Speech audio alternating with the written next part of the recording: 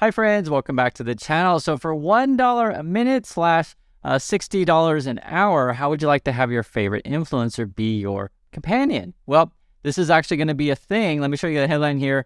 An influencer's AI clone will be your girlfriend for $1 a minute. It's a real thing. There she is right there. And this is the tweet out by the CEO over at Forever Voices. It's the new company that's doing this. And I actually think this will probably be a thing. Let's just see what else they have to say here. So for John Mayer over at Forever Voices released the first true AI girlfriend this week with partnership with legendary Snapchat influencer Cutie Karen. This marks an incredible step forward in the future of AI to human interaction. Go on virtual dates, get in shape with the workout mode, learn a new language, or even get advice in life coach mode, right? All the different uses for this. There are literally thousands of possible interactions, all via immersive and realistic two-way audio. So let me play what they posted on Twitter. You got to hear it for yourself. Hey there, John. It's lovely to meet you. I just spent the morning grabbing brunch at the Flowering Tree Cafe in West Hollywood. It was absolutely amazing. What are you up to today? Hey there. Yeah, I've just been working all day, but trying to get some relaxation in this evening.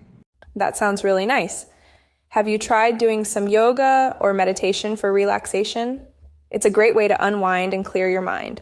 For this evening, maybe we can plan a virtual dinner date or watch a movie together. What do you think? So as you can see, basically you can send a voice message to your, AI companion, and they will message you back, essentially, right? A voice message. And I imagine as the technology moves forward, it'll get better and better. And it's funny because it reminded me of this movie, Her, if you guys know this movie.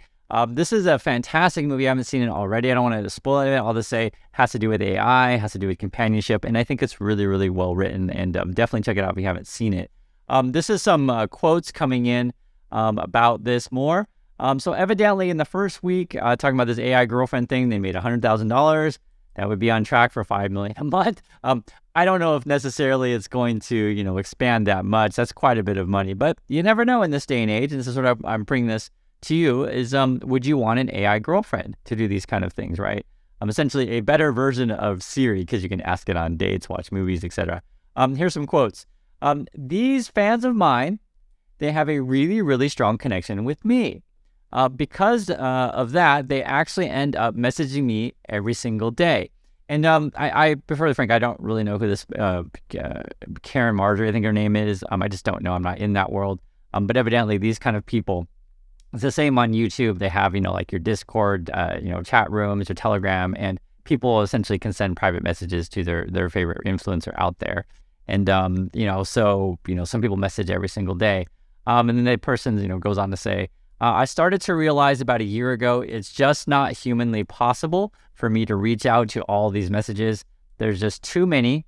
And I actually feel kind of bad that I can't give that individual one-on-one sort of relationship to every single person. I wish I could, but I just simply can't. And this is sort of just a kind of crazy world that we live in on how we, interact with, people on social media and these kind of things. And sort of why I want to bring this topic up to you, because I think this is going to be a real thing there.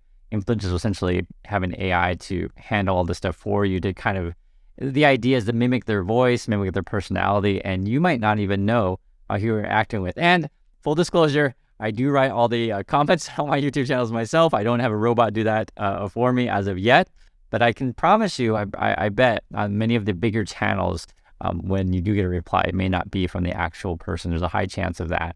I'm just letting you know, I think that's a real thing. This is sort of what the, advertising what the thing looks like. They're saying it's the first influencer transformed into AI. Discover Karen AI, your virtual girlfriend. It's funny they had to name it Karen, but it is what it is. You can't change your name if that's your name. And here's some more quotes. You got to hear about this. Evidently, I guess not everyone was into this, right? It says, Marjorie said that since Karen AI rolled out, she's been subject to significant backlash along with the attention that comes with going viral, right? She fled her home and hired a security team that's working closely with law enforcement after people outraged at the concept of AI girlfriend made terrifying threats against her. So I do make jokes about this whole thing, right? Because I think it's funny, but I never make jokes about, someone calling and threatening another person. I don't think that's cool.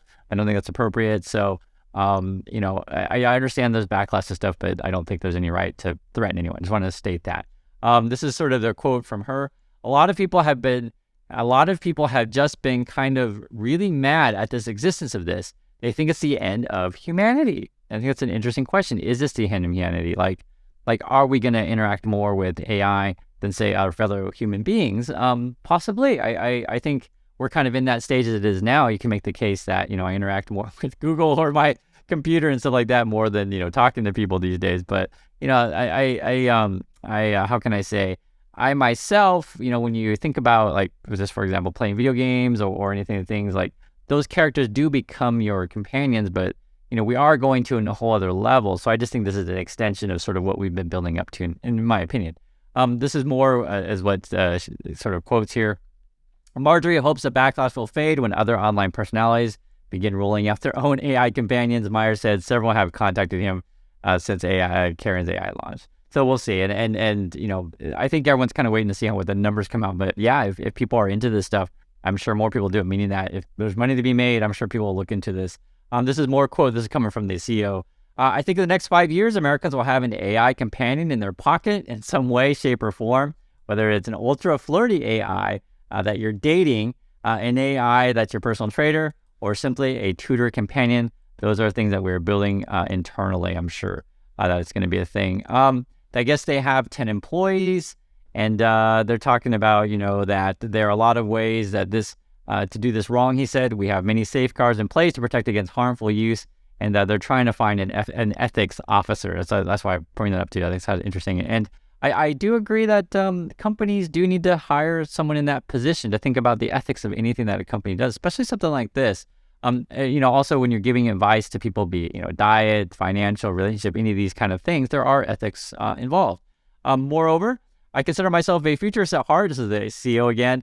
And when I look into the future, I believe this is the beginning of a very diverse future consisting of AI to human companionship. I always have a chuckle on this because I actually do think this is probably the wave or the way we're going. I remember when I was, I can't remember how old I was. We'll just say 15 years ago, I don't remember exactly, but I remember there was that Tomodachi thing. It was from Japan. If you don't know, Tomodachi just means friend in Japanese, but it was like that little, it was like a Game Boy kind of device, and it was basically, you, I think, grow a pet and feed it plants and stuff like this. And I know there's been other video games out there as well where you sort of like have a girlfriend and you go on dates and give it presents and stuff like that, and they'll have a relationship. But I think this idea of interacting with voice on the phone is sort of just a more advanced version of those other things as well.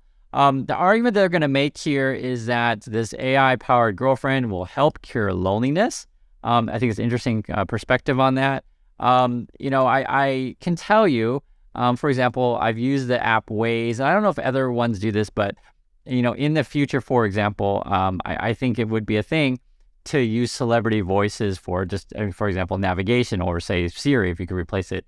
And I know Waze has already sort of dabbed into this to where you can like set the voice and you can do this for any number of assistants where you can pick the, British male, British female, Australian male, Australian female, for example, in English, right? And you could do like US, like depending on accent.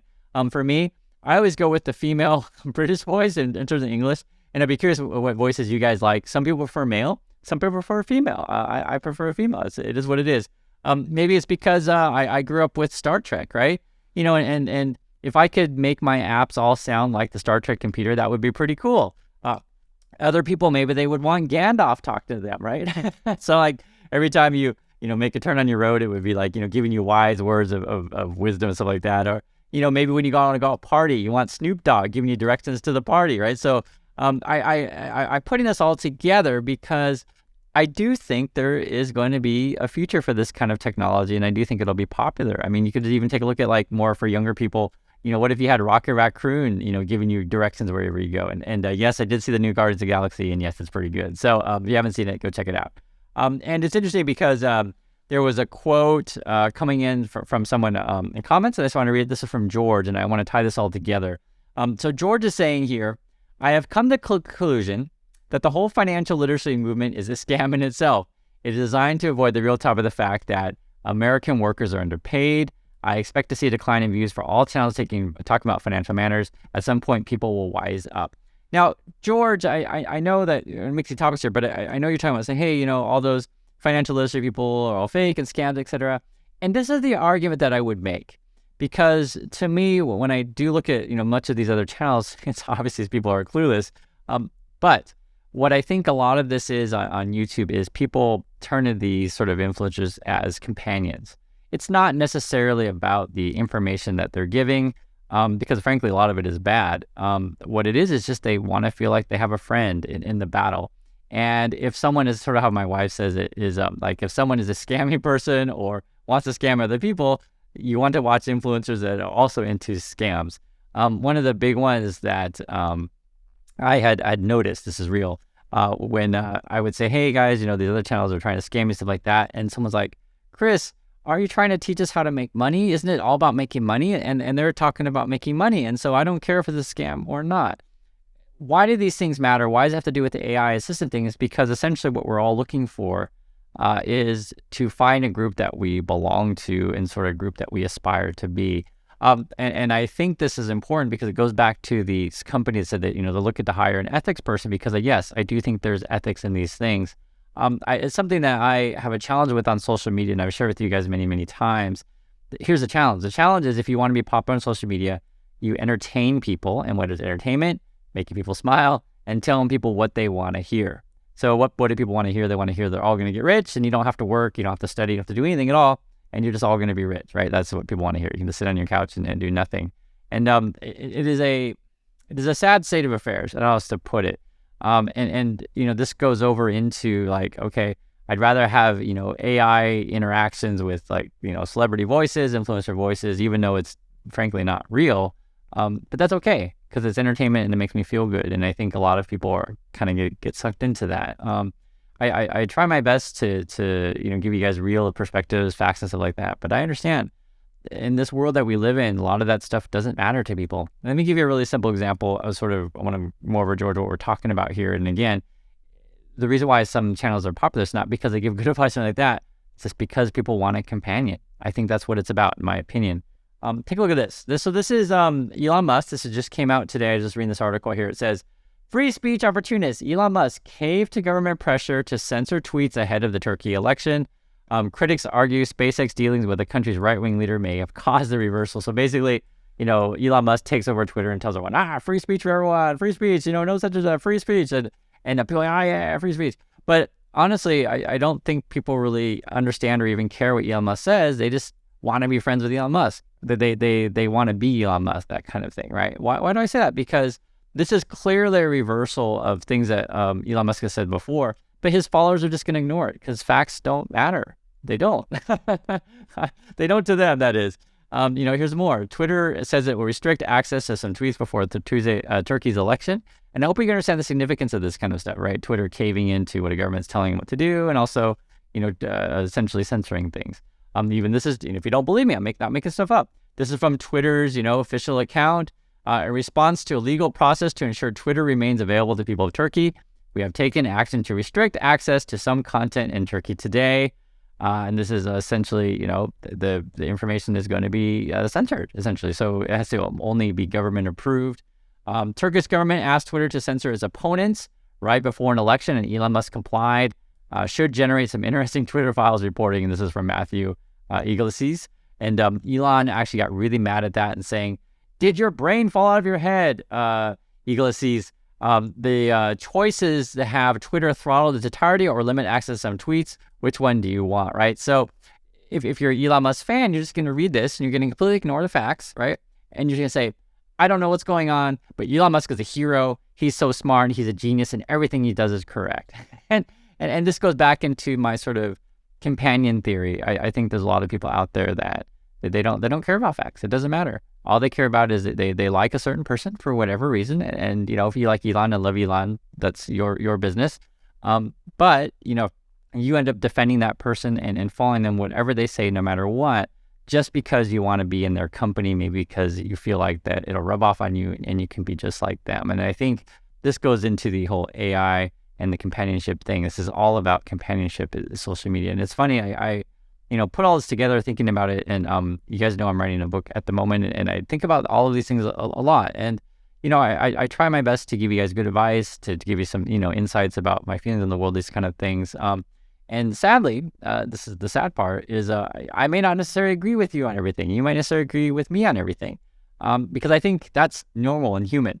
What I think is unfortunate, and this is sort of the way we're going, is people actually don't want these sort of regular human interactions anymore. They just want to, get people to only agree with them, or get people to sell them the dream and sell them, frankly, a lie. I don't also say to say it. And so this whole Elon Musk thing with say censoring Turkey is sort of, or censorship in Turkey, I should say, is kind of feeds into that. Because I promise you, I was looking through comments already on Twitter, and people, the Elon Musk fans are all supporting him, et cetera. But it's a clear reversal of everything that he said before, which is kind of ridiculous. So this is sort of why, in my opinion, facts do matter, but I totally understand for many people they don't. They just want the companionship and to be part of a team / tribe. So I'd love to hear your thoughts on any one of these things. And also, too, what do you think about this sort of AI companion? Do you think it is the wave of the future, or do you think people are going to reject it and think that it's the end of humanity, that kind of thing? So love to hear your thoughts on this topic, and I'll catch you guys in the next video.